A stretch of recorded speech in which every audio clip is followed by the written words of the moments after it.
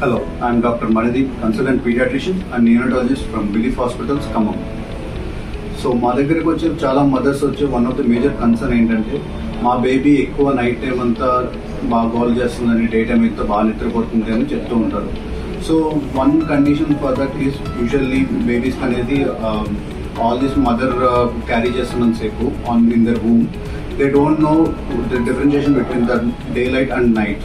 So they don't have proper circadian rhythm, అంటే ఆ differentiation తెలియదు వాళ్ళకి ఏది నైట్ ఏమి. సో వాళ్ళకి ఏంటంటే they continue to be the same.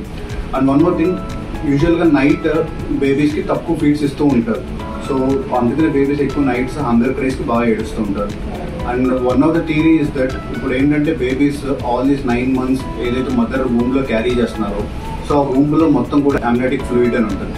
So ఎప్పుడైతే బేబీస్ ఆ అమ్నైటిక్ ఫ్లూయిడ్లో ఉంటున్నారో and mothers morning daily activities చేసుకుంటున్నప్పుడు ఆ ఫ్లూయిడ్ అనేది కదులుతూ ఉంటుంది.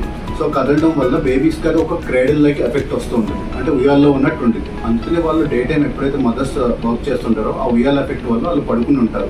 కానీ ఎప్పుడైతే మదర్ నైట్ రెస్ట్ తీసుకుంటారో, ఎప్పుడైతే ఆ ఫ్లూయిడ్ కదలదో, సో అప్పుడు బేబీస్ అనేది కొంచెం యాక్టివ్ అయ్యి వాళ్ళు ఆ మూమెంట్స్ అన్ని స్టార్ట్ చేస్తారనమాట.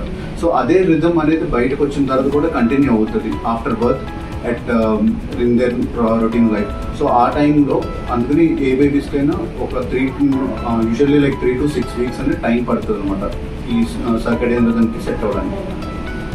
Thank you.